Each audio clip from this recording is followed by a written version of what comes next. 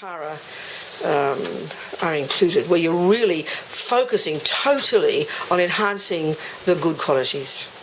That's what you're doing there. It's completely about the good qualities. And not only that, but in the more advanced levels, because you're such a sophisticated practitioner and you understand your mind so deeply and well, and based upon this understanding of the mind in Buddhism, then you recognize how you can even utilize the energy of the delusions. Even that is a very sophisticated level of psychology, and I'm not joking when I use that phrase. But that's not possible to understand until we've understood the basic understanding of the mind, which we learn in the Wisdom Wing, the Buddhist model of the mind, the way these states of mind function.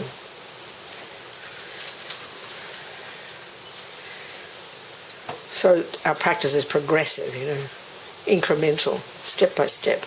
Like any body of knowledge that you're trying to internalize, it's step by step. And necessarily you can't understand the more sophisticated practices until you've understood and internalized the earlier ones. You can practice them, but you can't understand them. You can't grow into them until you've got a basis in the earlier stages of practice. And that's evident in all bodies of knowledge. We know that. But we're not used to thinking like that in spiritual teachings.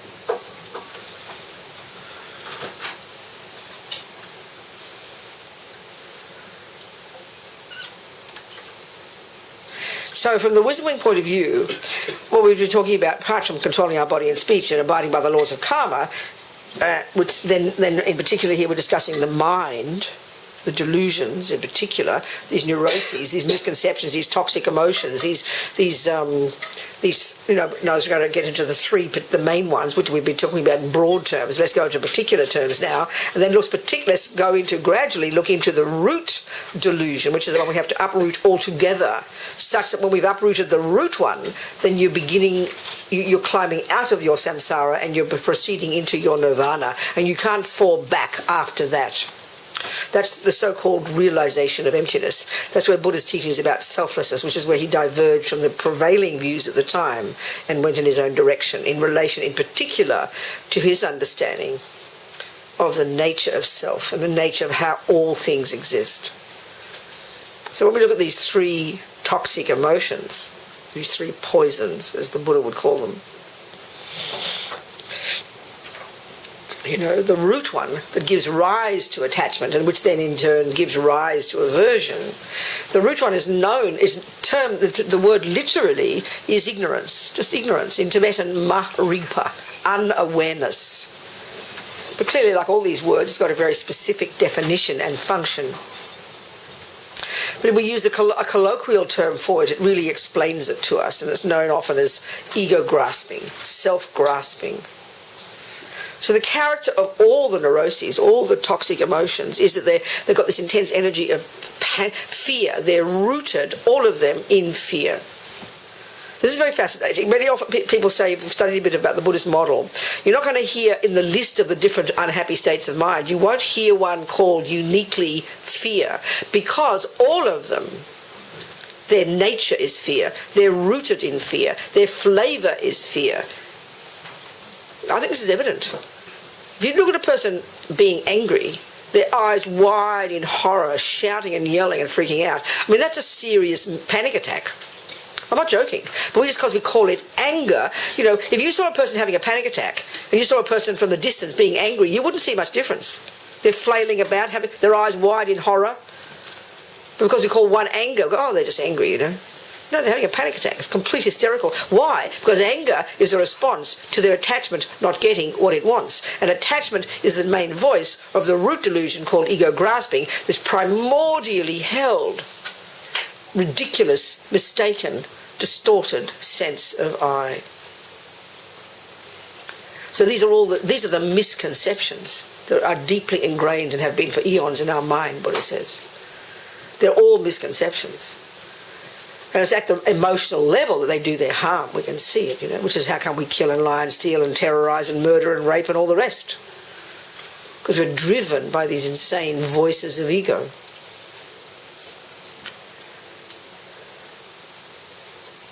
So all these delusions, all these misconceptions, all these afflictions, these are the word that's used in Buddhism, mostly affliction, but which we can easily accurately say mental illnesses or toxic emotions, these are synonyms. They're all the same in being delusional, being misconceptions, being faulty assessments of how things exist. This is a literal statement in Buddhist psychology.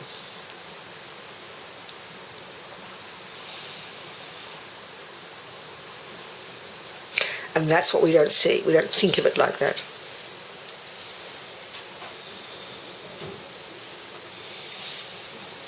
And when we can understand this component of these toxic emotions, we really can understand Buddha's approach to life and therefore Buddhist practice. How you can be your own therapist. I mean, attachment alone, Lama Yeshe, it's a cute word because we use it in a different way.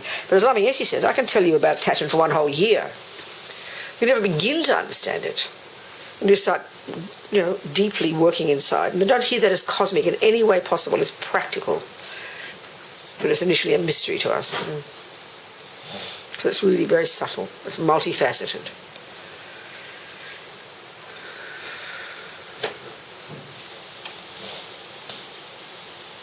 So one of the lies that our mind tells, we started with it this morning, it's called grasping at permanent me. This understanding of how we cling to a permanent me is a grosser misconception than the root one that grasps at an inherent me. Unless, of course, we've heard these teachings before, this will just sound purely abstract to us, but it's very, very interesting.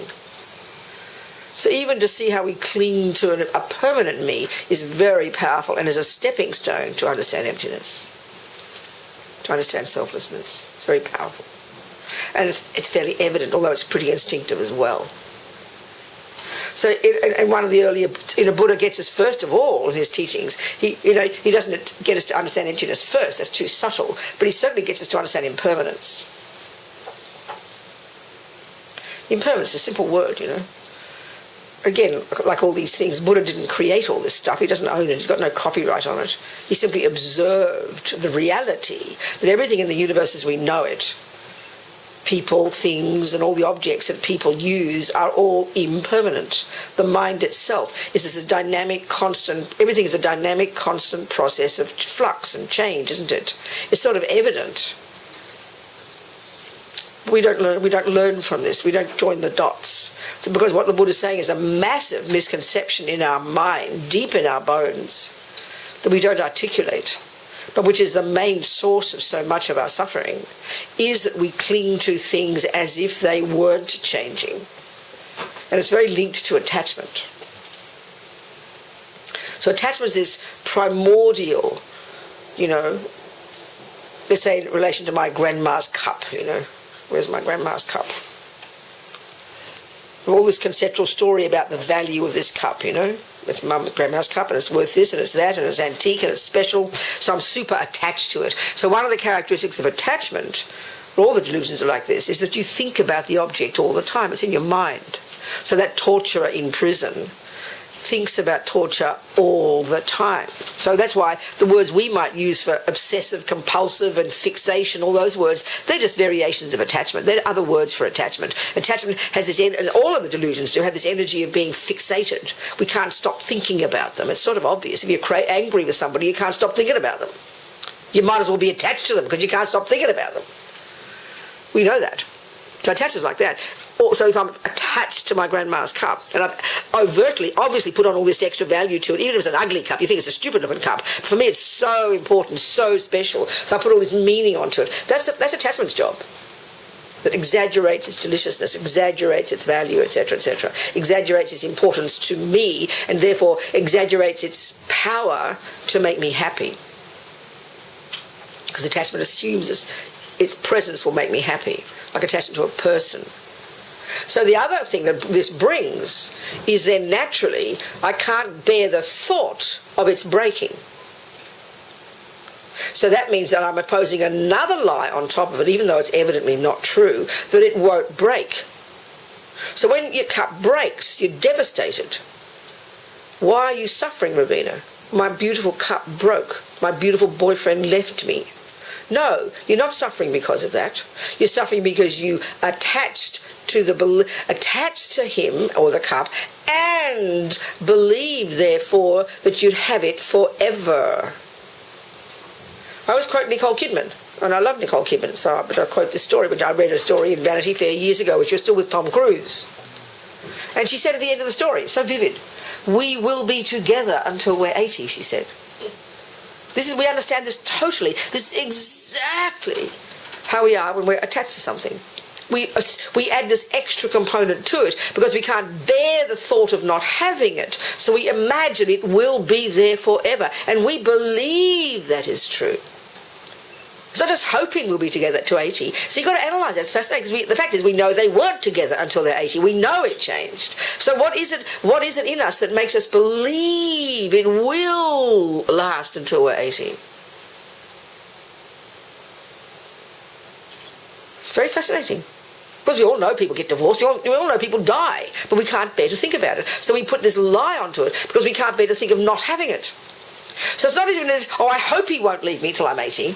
Actually, it was interesting. She did say, the next sentence she said, if we aren't together till we're 80, I will be devastated. So at least she, brought in the possibility. But the grasping it, the attachment to it, and this is what's fascinating, Like right now, I bet you guys all got a home, right? You don't sleep under the bridge in Collins Street or something? You got a home, right? A mattress, a bed. Yep. Well, you can visualise your room right now, can't you? Even Rosetta, who lives next door, she can see her bed right now in the garage. Okay, did you lose any chooks last night? No, this morning I opened it and 3 chooks came out. One of them very cocky saying, "Gotcha." So they all came out. They all came out. They're all alive still. And I went with the torch and could only see 2. One died.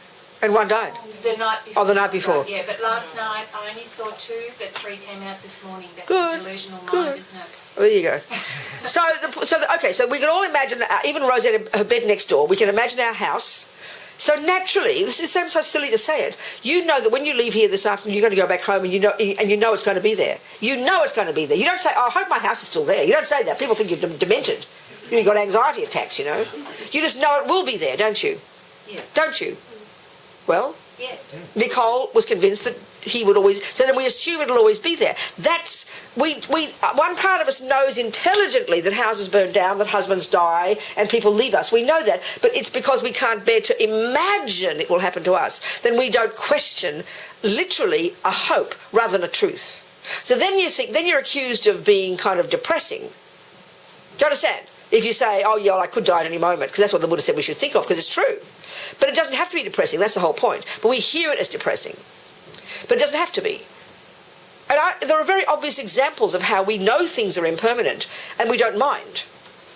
And this is the point now. So a simple example for me, if you go on a holiday for a weekend, like a nice holiday to a nice hotel or something, just to say, a nice holiday, not a miserable one, then you wish it would end, isn't it? But if something it's delicious, then the point is you're booked in for 2 nights. That's it. You know you've got to leave on Sunday night. You know it. So then you don't say, well, what's the point of going because I've got to leave in 2 days? It's not permanent. You don't say that. You actually, not only will you say, I'm only going for 2 days, therefore because it's only 2 days, you're going to enjoy it all the more. That's the simple attitude to have towards life. Because we know it all the time. So the approach here would be, when you understand impermanence, which is not because the Buddha's trying to force it down our throat and it's an artificial thing he's put on top of reality. This is the point about the Buddha. Keep hearing it. He is not, okay, I keep saying this one, it's fascinating. The concept of God is that he creates everything. It's an imposition. And I'm not being rude about it. Let him create it. It's okay. It's something that he put there. Whereas the Buddha is saying he has observed what already is there. No one has to create it. Well, I mean, we create it. But there's no Big Bang creator then you believe in. Here, Buddha's telling us that impermanence is a natural law. No one invented botany. No one invented, hear the difference, no one invented mathematics. But those clever Arab guys, or whoever they were, they went against the silly old L's and V's. I don't know when it was and it all happened. I'm not so sure about the history. But they came up with the 0 to 9. What an ingenious in creation. But they didn't create numbers. At that time, before they created 0 to 9, there were still 2 oranges sitting on the table. You just didn't call them 2. So botany is a person who's clever, observing the workings of the universe and articulates the laws. Impermanence is the same. Emptiness is the same. The nature of mind is the same. Karma is the same. Buddha's saying, he's telling us, this is what I've observed. All of this is how it is. But when we hear this one as religion, we get shocked. Oh, you mean I'm supposed to believe it? No. You don't say, I'm supposed to believe botany. No. You take it as your hypothesis, and then you learn it and internalize it and prove it and experience it and verify it at each step of the way. You can prove botany is true eventually by doing it yourself. That's the Buddha's approach. Can you hear the difference? I'm not saying you can't believe in something, but to merely believe in mathematics, this is the point. You would never say that. You'd joke, because you know you've got to learn it, then you can use it. Well, the same here. Don't merely believe in karma, merely believe in Buddha, merely believe in reincarnation. It's not enough. It's just intellectual laziness, and it'll run out eventually. You got to and the point, and this is the point. This is the point for the Buddha. He says the extent to which our minds are caught up in misconceptions about the universe, which he says are lies, are misconceptions, are not valid assessments of the universe, is the extent to which we suffer. That's the relationship for the Buddha. He's not being rude. He says reality is karma. He says reality is the mind is not physical. He says reality is no creator. He says reality is impermanence. He says reality is emptiness. That's reality. Not just a thing that Buddha makes up, like that scientist when he said, who revealed the teachings to the Buddha? Nobody. Like Einstein, it was not revelation. He saw reality and called it relativity, called it E equals MC squared, or whatever words you want. There's a massive difference in merely believing in something. That's why we say, oh, I can believe what I like, we say. I mean, every day there are books coming out of people with their own spiritual view of the universe. No one says you can't have one, but no one also asks you to prove it. And that's what's so shocking when it comes to spiritual teachings, you know.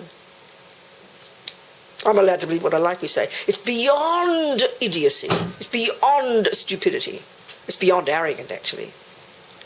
And Buddha's very happy to be found to be not true. But who's going to prove it? You and no one else. There should be 40 million people who've proved that 1 + 1 is 2. Until you've proved it, it's not true for you. It's only belief. This is a really interesting point. The Dalai Lama was asked one time, how do you prove reincarnation? He said, oh, it's easy. As long as there's one person who's proved it, it's enough to prove it. But we laugh at that. As long as one person has proved that 1 + 1 is 2, that's enough to prove it, and that person can tell you the method, and then you can prove it. It's the same with reincarnation. It's the same with karma. It's the same with all the teachings that Buddha is saying are true. No, he's not saying believe me. He says this is my methodology, this is my findings, this is how it is, this is what you do to get to there yourself. And it's up to us to go each step of the time according to our pace. It's up to us, you know. This concept's a bit shocking to hear it like this, but this is the Buddha's approach. One step at a time. So the first step is why I like to say, this is my working hypothesis. You have to say that. 1 + 1 is 2 is a working hypothesis until you've proved it. So is acupuncture. So is anything. So is anything. But we get confused in the West. Like one of my nephews or nieces, I forget, somebody. We were discussing things. I said, well, do you have any views about reincarnation? She said, oh, no, I only accept what's been proven, she said. I didn't go any further. Meaning by other people. But we're confused by thinking because Joe has proven relativity, it has to be true. So it's been proven, she said. But have you? I didn't ask her, but have you proved it? And if you say no, then you have to say it's your hypothesis until you've proved it. And that goes for anything. Anything at all. But we're lazy about it because 47 people have proved, we say it's called science, you know, but we haven't proved it. So what are we talking about? It's not real for you until you've proved it. That's a fact. That's logical. That's scientific. We don't think this way. So we really end up just walking around with a bunch of beliefs in our head, you know. It's very interesting. It's got to be very rigorous to do this properly, actually, to think of it properly. So the Buddha's deal is, this is point. What wisdom means in general in Buddhism is being in sync with reality, whatever level. Whatever level. If that's a cup, we agree it's a cup that's called wisdom. If you say it's a knife, it's not wisdom. So wisdom goes all the way to the ultimate wisdom of reality emptiness, which we're going to talk about. We're leading to it. Ultimately how things do exist. So the Buddha's point is this: the relationship of wisdom to morality and compassion is absolute. They're utterly and completely connected. So if we think of wisdom in our culture, we think of it as intellectual or creative or scientific wisdom. A genius person who understands quantum physics or something. That's wisdom. It's true. It's a level of wisdom. But that person can still go home and beat up their husband, couldn't they? You see my point? Because they're full of jealousy and neurosis. So we don't see the relationship between wisdom and virtue. And that's why the Buddha's view is all these states of mind, delusions and virtues, are all states of mind. So wisdom is what you get as you lessen neuroses. As you lessen delusions, you grow wisdom. Literally. And that comes along with virtue, because virtuous states of mind are in sync with reality. Not totally until you realize emptiness, but they are valid states of mind. Meaning, valid, not meaning you're good, you're going to pass the exam, you're valid. No, because they're in sync with reality. It's provable. So what does that mean? Well, forget John being my boyfriend. Let's just say we're friends, you know. I use a simple example. It's obvious.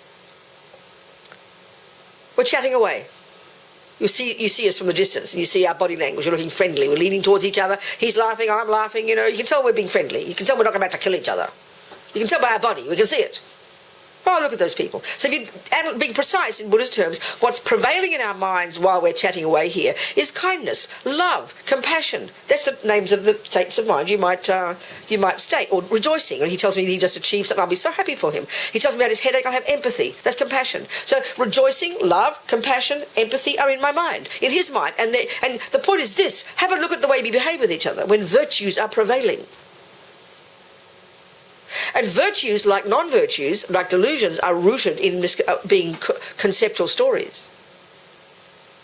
And the conceptual story is love, is a sense of a connectedness of he and I that becomes like a we. So when I'm empathy for his suffering, he's got empathy for mine. He rejoices in my good qualities. I rejoice in his. I laugh at his jokes. He laughs at mine. You get my point? That's when virtue, which are also based on conceptual stories, those conceptual stories are relatively valid. They're not totally valid until you realize emptiness. That's a bit abstract to us. But there's a sense of connectedness, of we. And the Buddha would say that reality, in the general sense of ordinary daily life, reality is that everything is interconnected, everything's interdependent, everything works interdependently. So we can see even conventionally, if all the elements are working nicely, it'll be nice weather, nice food, nice water. If all the elements are unbalanced, it'll be jagged and ugly and broken and earthquakes and things. Do you understand? So when there's virtue prevailing between two people, everything works beautifully.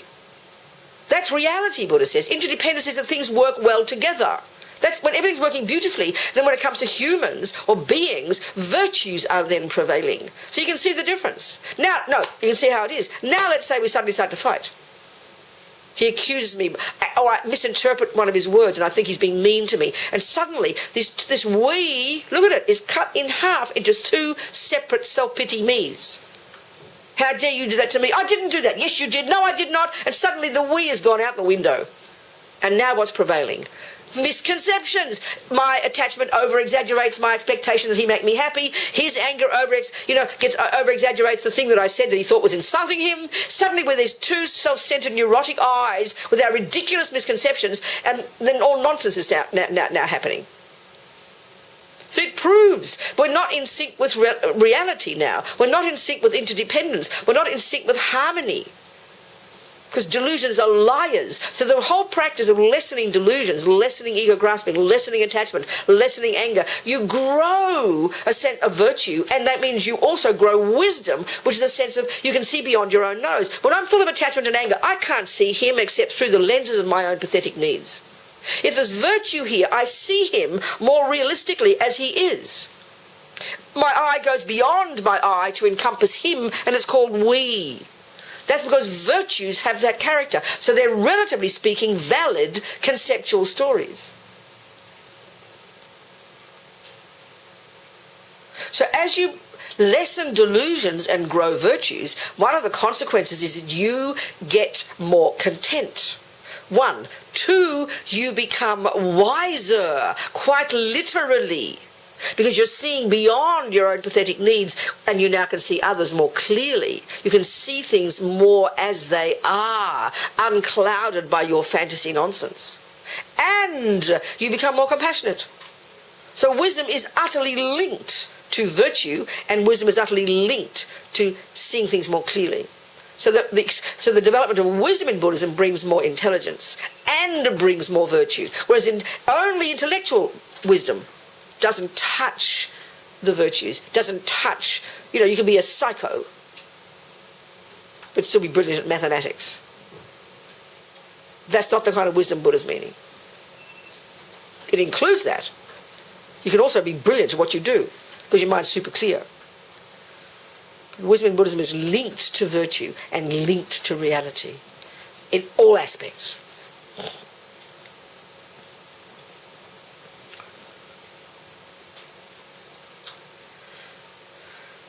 And that's why, the whole business and all these marvellous discussions with all the scientists is fantastic. I mean, that's Dalai Lama's thing. He's so amazing, so special. Who am I to criticise? But it's very clear to say you can only go so far in understanding quantum physics. Because if that doesn't help you become a better person and kinder and wiser, then you're only understanding the physical universe, and that's not enough. It's powerful to see the relationship. It's amazing to see that. But it only takes you so far. So wisdom in Buddhism is very real sense, is linked to less delusional, more virtuous. Less delusional, less self-centered, more virtuous, more compassionate, more clear, more happy. So it's a very specific way of talking, So our job is to remove the delusions, for our own sake first, and then indeed for the sake of others. So these three poisons, these three toxic emotions. The root one, ego grasping it's called. It's so, attachment is subtle enough to even see it properly. Hard to see. So the one that is informed by is the root one. There's this hierarchy between these three. The ego grasping, this primordial, wrong sense of self. And it's expressed in this fear-based, constantly fearful. And it's a sense of a separate, lonely, bereft, concrete, solid, miserable me. By definition, it's not a happy state of mind. It's a frantic, awful state of mind. And it's so subtle, though. It's like a sleeping lion most of the time. And then, naturally it gives rise to this sense of dissatisfaction. I'm just not enough. Which then gives rise to the hankering for something, such that when we get it, it'll fill up the gaping hole. And that's attachment. And then when attachment doesn't get what it wants, panic attack of aversion, anger, annoyed, irritated, frustrated, upset, anxious, worried, despair, depression. A spectrum of it. This is samsara. And understanding these two, attachment and anger first, so primordial, so powerful, and then beginning to understand the deep one, the root one, which we can talk about now. Go to that one, because all this leads to this. And this is where it gets more complicated for our minds, more intellectually challenging,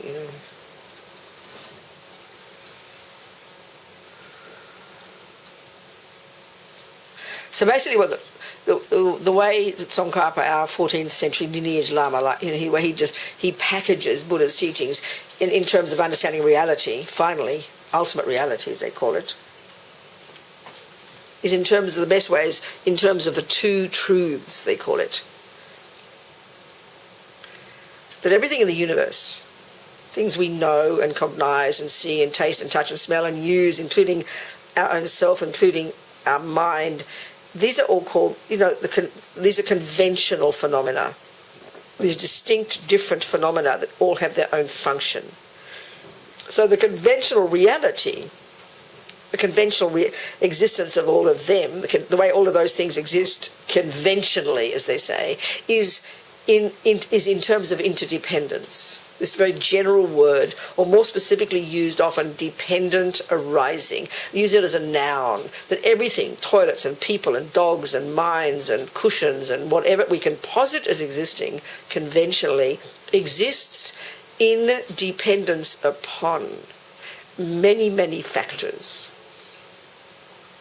It's stating this evident fact that I said that everything exists interdependently, You can have a rose seed, which we know is the main cause of a rose, but you can have it for 47 years holding it up in the sky. You won't get a rose because it needs other causes and conditions. It needs a whole bunch of things to come together to produce the rose. It needs to have, moist, warmth, time, soil, maybe not soil these days, I've heard of other things that don't grow without soil, whatever. Things, various conditions.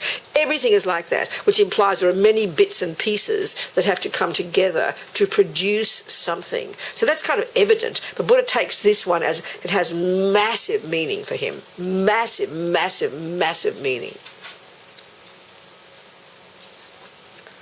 That everything exists interdependently. Everything exists in dependence upon various factors.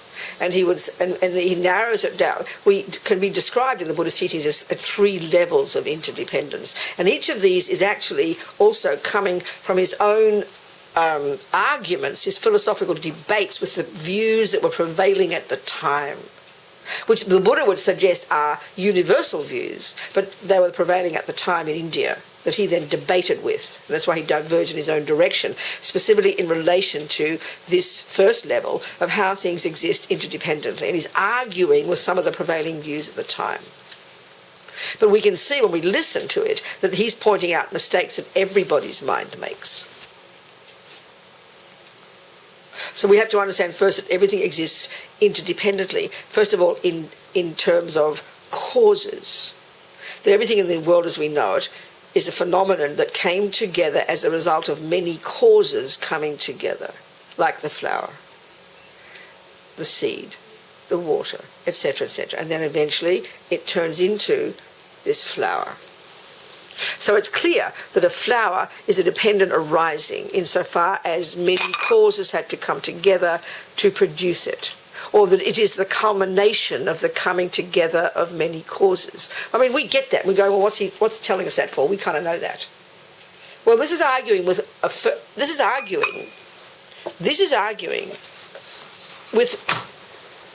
thank you, one of the views we have deep in our bones, the Buddha says, that was prevailing at the time, but which is in all of our minds, he says, that things don't have a cause. And I think a really excellent, obvious, evident example of this is the view we hold in our world and the way we feel when it comes to when things happen. Like we've been talking all the time.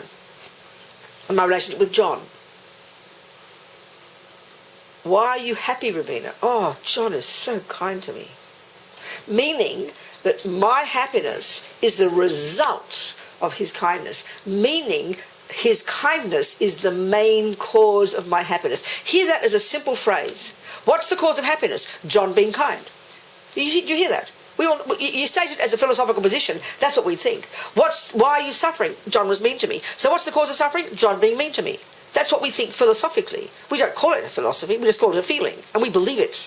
The Buddha says, you're speaking rubbish. It's not like that. It's only one of the factors. That's like saying the main cause of a rose a rose seed needs water. The main cause of a rose seed is water. No, you're wrong. You've missed out a few causes. So the Buddha's saying the same here. The main cause of Rabina's happiness is simply not John. It's very easy. Not John being kind to me. It's simple. It's like technically wrong, he says. But that's what we feel.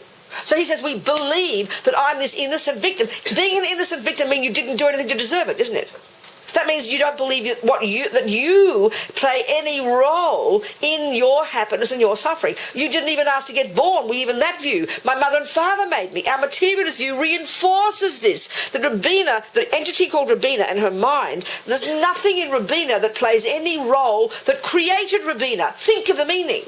Then this is exactly the first point that Buddha's making. This is not true. You did play the central role in who you are, Robina, and he articulates it as the law of cause and effect, called karma. So it's a misconception. It's a philosophical lie. It's a philosophy that ego believes in. We never bother to disprove it. We just spout out, like my nephew, my niece, so smarty pants, I only accept what's been proven. Well, she doesn't know what she's talking about. With respect, I wouldn't tell her that. Just talking here, in general. None of us question these things. None of us question these things. None of us. We just sit there blindly believing a bunch of stuff. That's what Buddha's saying. I'm not trying to say I'm so clever. I'm just saying what Buddha's saying in my rude words, that's all. You understand? We've got to question all these assumptions. Our minds, he says, all these emotions we have are programmed. I mean, that monkey jumping out of his mummy's womb and turning around and screwing his mum. Talk about programming.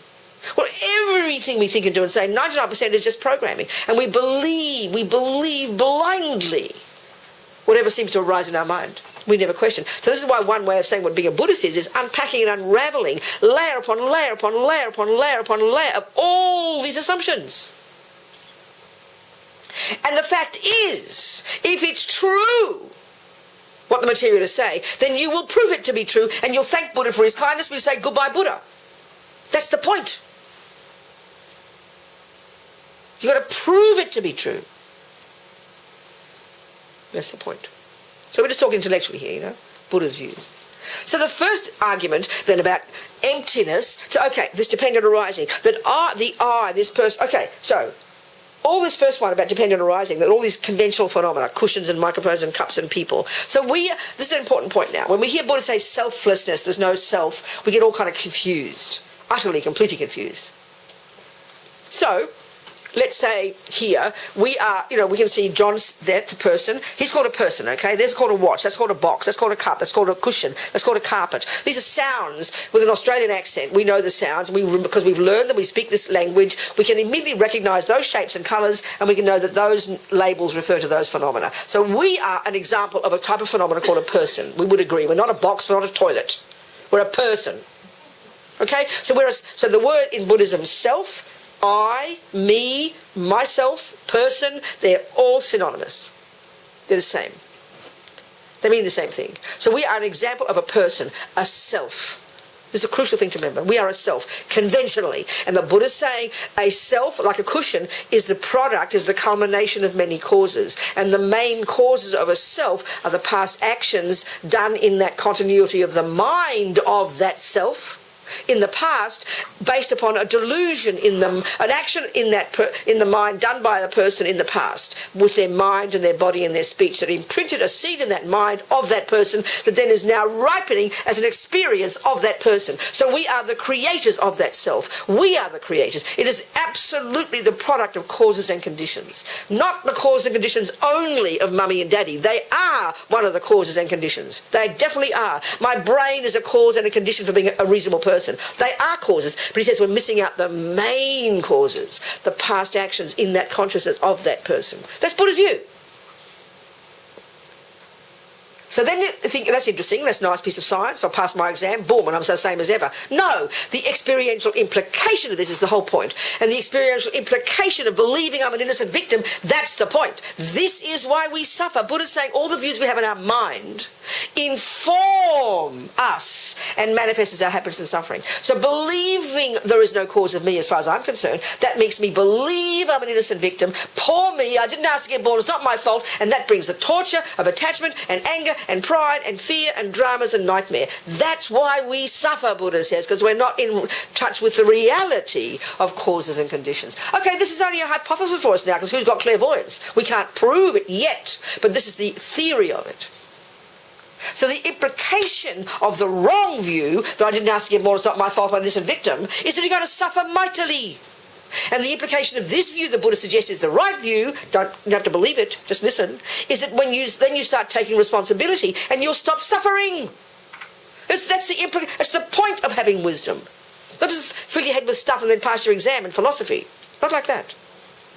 There's an experiential implication of all of it. And Buddha says when we're in sync with reality all the way to perfection, then you can only be blissfully happy, because delusions are adventitious and the suffering that comes from it therefore will stop when you stop the delusions. That's the way Buddhism talks.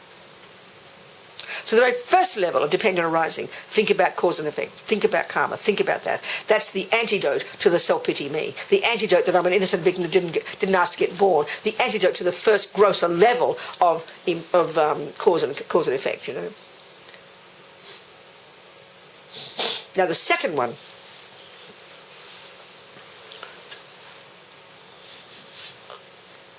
more subtle, but not the subtlest, but very tasty. The Buddhists, again arguing with prevailing views at the time. There's a view, very strong view, and this is what I'm sort of like conflating these two views a little bit, the first one and this one, but never mind, it's okay. That we have a very strong, powerful belief deep in our bones as a result of this ego grasping, as a result of this maripa, this next level of mistake that this maripa causes us to make in our lives, is we believe 1,000,000,000% at this second level of dependent arising And this second level dependent arising says that things exist in dependence upon their parts. The first one is that things exist in dependence upon causes. This one is things exist in dependence upon their parts. Their parts. It's kind of a no-brainer. We know that. Things are made of parts. We know that. It's obvious. But we don't get it. As a result of a misconception deep in our bones, driven by this ego grasping, we instinctively, he says, it causes us to deeply, instinctively, primordially, and utterly believe that there is in here, and this is the parameters. You've got to first establish the object you're going to analyse, and this is the object we're analysing here, called Robina. This person here. And these are the parameters, aren't they? And in here, you've got two parts, really. You can say thousands. But there's body and mind, basically. We can narrow it down to body and mind.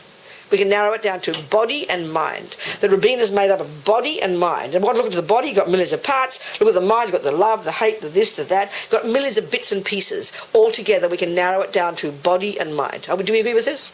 These are the parts of a person. You agree? The parts of a person. The parts of a person.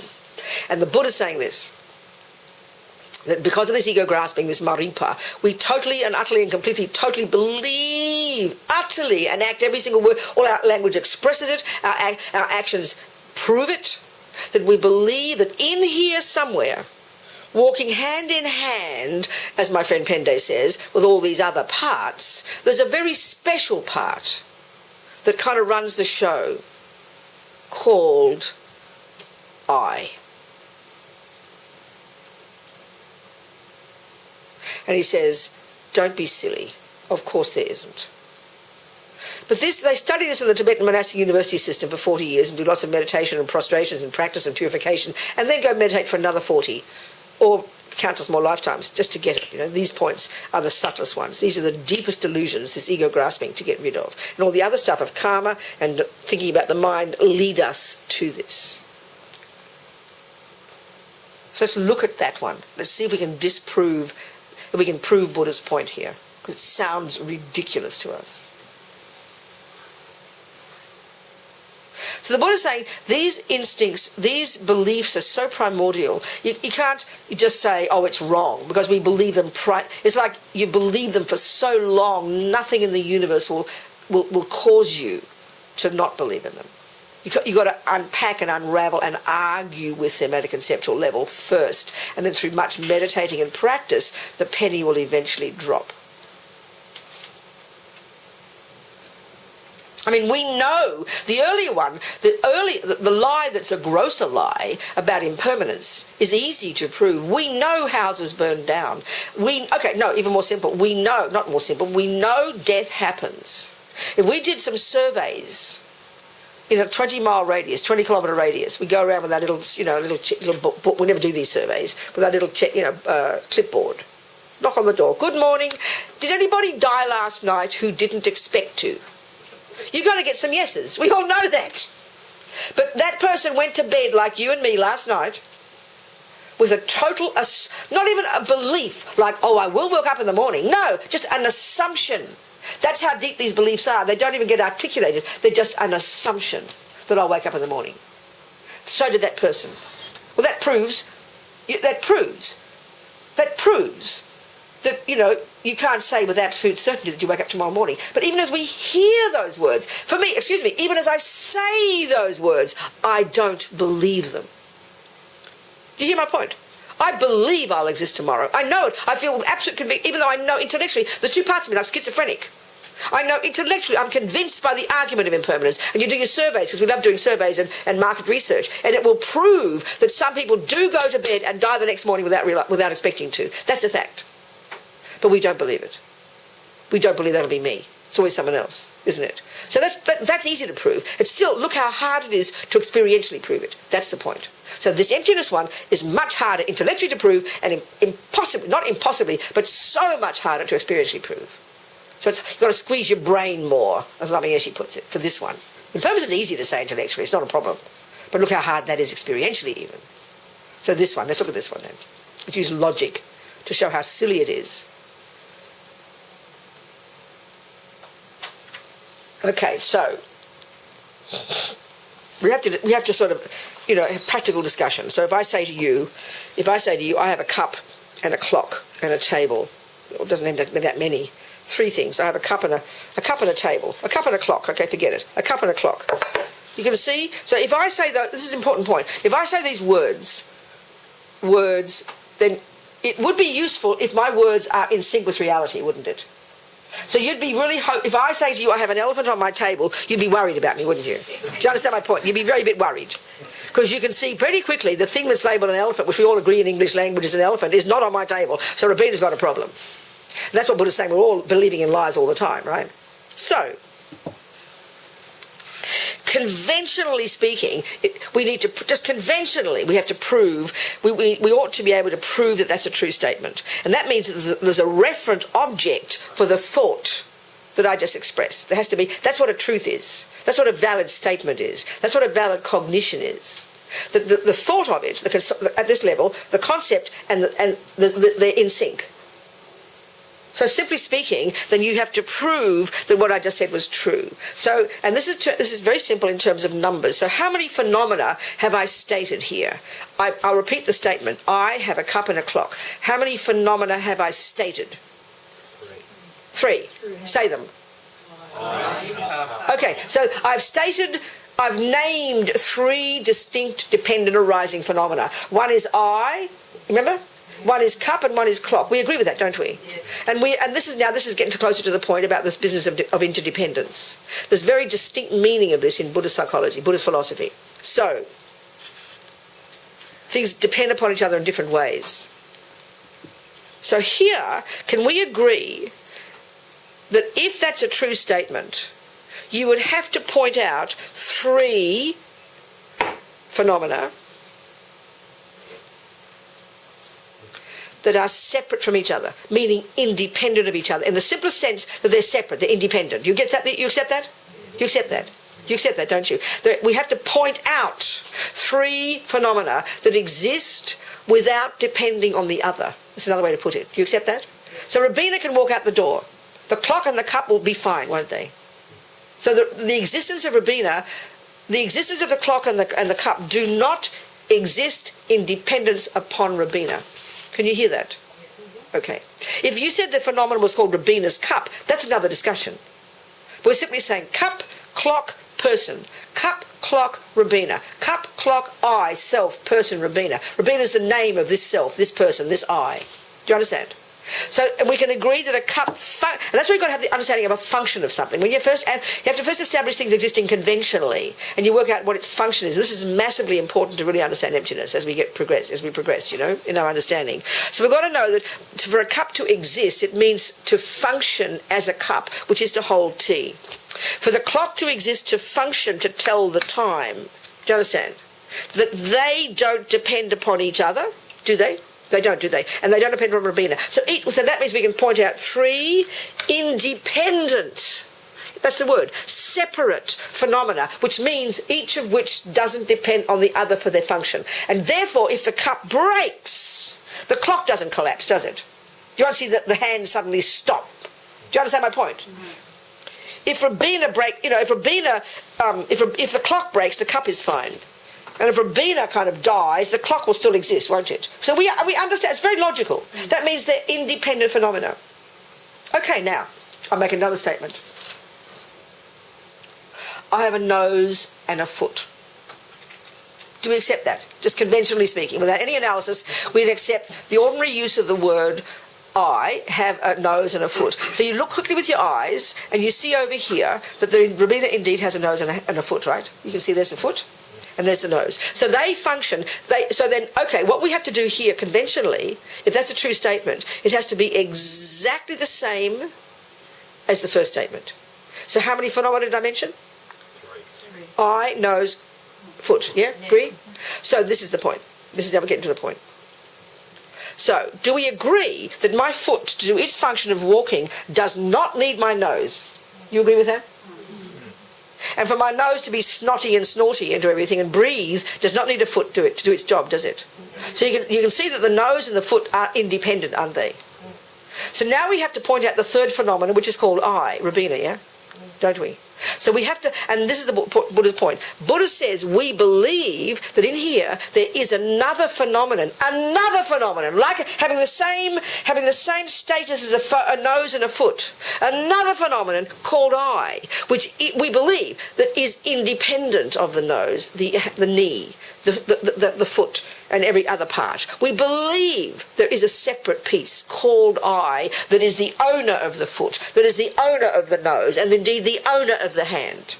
That sounds like a joke, but that's what we believe. But the Buddha's saying it's not true, and you can prove it right there, because please point out that I in here that doesn't depend upon its parts, that doesn't depend upon a foot, a nose, a hand, a mind, love, hate, anger and jealousy and all the other bits and pieces here. So point out the piece that is the I that does function independently of the other parts. Buddha says we believe in it. He says don't be silly. I mean, this takes us 40 years to meditate on to get it. So can you point out any thoughts and ideas about what the I is?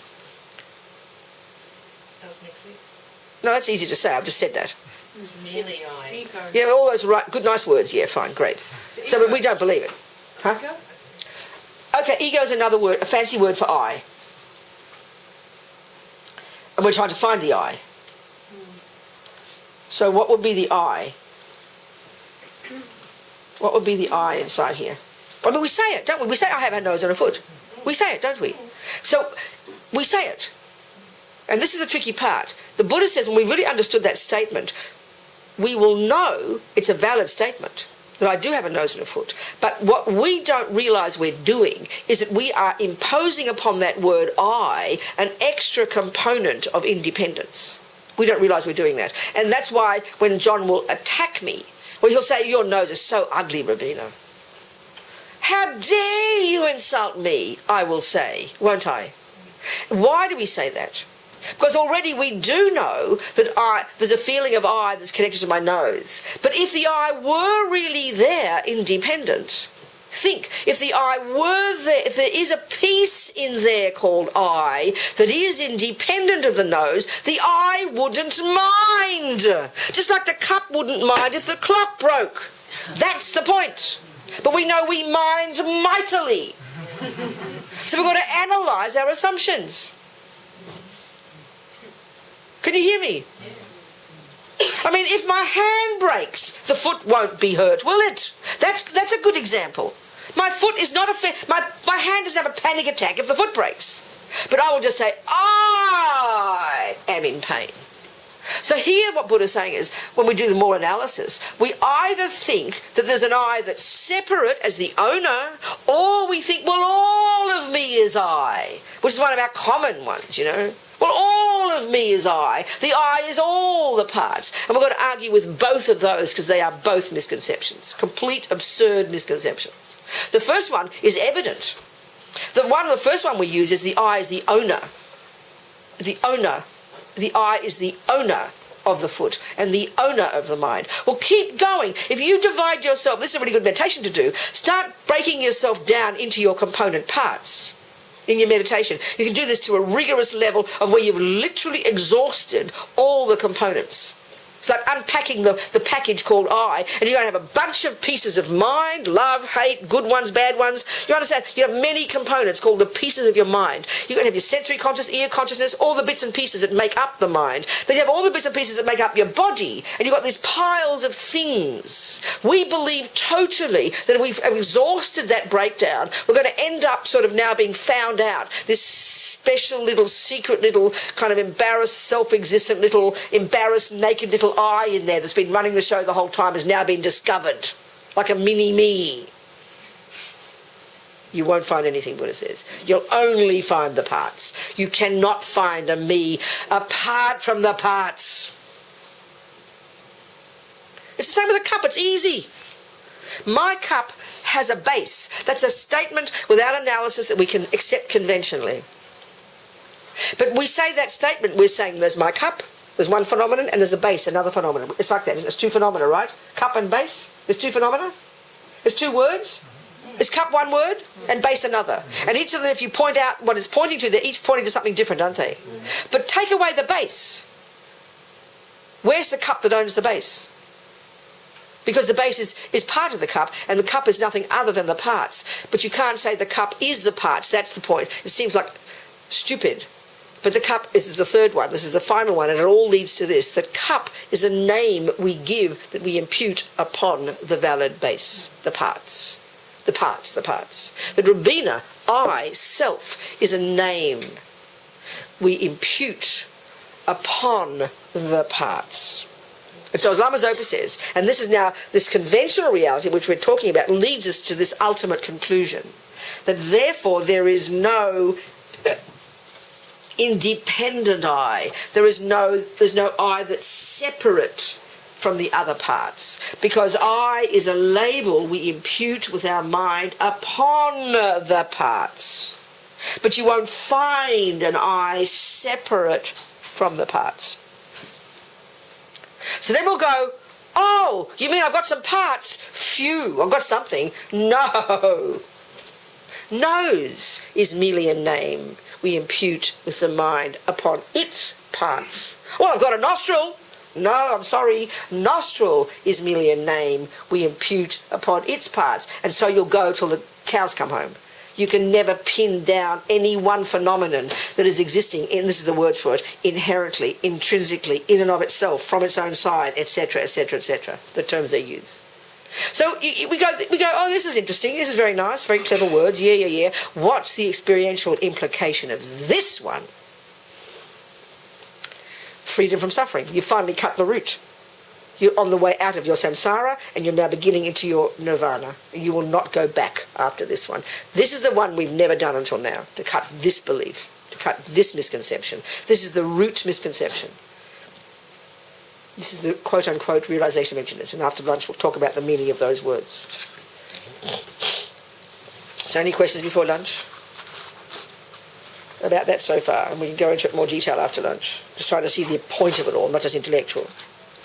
I just remember how you said once about how they realised Lama Zopa's incarnate or reincarnation. Yes. Can you say that again? Because I heard you say that in Chenrezig, it just blew me away. Which story was that? How the child was realised... Oh, just the general story about him. I think I'd like to do that after lunch. Let's do it after lunch. Very nice. I'm okay, thanks. Do it after lunch, let's say. So we ready for lunch, Jason? I think so. Just ready to go? Yeah, go, Eva. I'm just going to ask you, is the... Because that's really difficult for me to understand what you said. I understand. But when you said about John, is it because you have an attachment to John that when he said your nose is ugly? Yes. Would you have the same feeling if somebody was walking in the street Right. and said your nose is No, ugly? there you go. I understand. It's a very good point.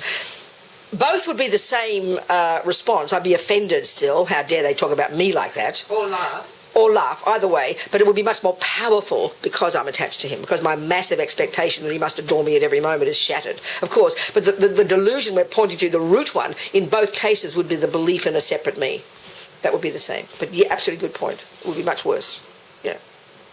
What we're teaching on emptiness was what you were just talking about, and I said to my father, whose brother died 2 years before I was born in a tragic circumstance. Wow. Do you realise that I could have never met Michael because I had this hypothesis that if Michael was alive, I wouldn't be here because the circumstances that happened after my dad wouldn't have happened if your brother's still alive. My dad wouldn't have sperm and egg at that particular I get it. time. No, I understand. But my question is, then I went a level more after I said that to Dad, and I went, but hang on, the components that wanted to come in as I'm just thinking, would they have come anyway? It's hard to sort of a bit confused. No, I understand your point, but I think it's a bit intellectual. You don't need to worry about that. I mean, I know your point. Yeah. But put it this way, the karmic, I see your point, but the karmic connection between you and your father, that had nothing to do with those circumstances. Those are circumstances that happen now, that happen to be the conditions that enabled you to go there. But if the karmic connection between you and your father was that strong, maybe you would have come no matter what. You would have found a way somehow, other things. So it's hard to say because it's so intricate the way karma ripens. Every millisecond, all the different conditions that are ripening is so beyond intricate. But if the karmic connection was there... Because there was something about it in the first part of what I said. Oh my God, everything's perfect as it is. I see. In a sense that, I understand that. Things happen. Yes. And that's why they do. Things happen. They do. But to say it's perfect as it is happened, so it is that way. But I think to say it's perfect as it is a bit nihilistic, because that means now you're suffering mightily because you just broke your leg and you're dying in agony. Oh, it's perfect. So we can misinterpret the perfect. It's a learning more than anything. What do I learn from it? Don't do it again, you know. So, I mean, I understand what you're saying. It is that way. Karma is that way. Like you go in your garden and haven't done gardening for 10 years and it's just a complete total mess. It is true, it is that way, but then say it's all perfect. You're misunderstanding the point. You get my point here? Yeah, I do. I absolutely. You've got to say, what will I do about it? Yeah. You know? Actually, I really get your Yeah, point. good. I understand. Yes. Yeah. I'm not sure if you've got time to cover Go. before lunch. So I think I get the bit about I'm associating myself with, I'm a whole, and I'm associating myself with my foot and my arm. And then the second part of that, which was, I was trying to get my head round, which I wanted you to just to clarify. Which one? So I understand that I and my foot and my arm are all part of this one. No, that's not the right way to put it. Yeah. No. What that little analogy, that little discussion we did there, was what we're trying to prove is that there is a foot. Relatively speaking to this phenomenon called a Rabina, there is a piece we can locate as a foot, and there is a piece we can locate as a hand or a nose, but we can't locate a piece called an eye. Yeah, okay. So that's one point. That's a very specific point, and that's the point here. Whereas that we believe there is a separate. Our language says I have a foot. Yeah. And the eyes, and so it's as if we're saying there is a little mini me in there. That's how we feel. Yeah. There is a little owner in there, and the conventional words "I do have a foot" is a truth, but we put more meaning onto that I, as if you're going to find a separate I that is the owner, and that you can't find. So reality is more subtle and nuanced than that. So then the next point is going to the next point that leads to the subtlest meaning of dependent arising.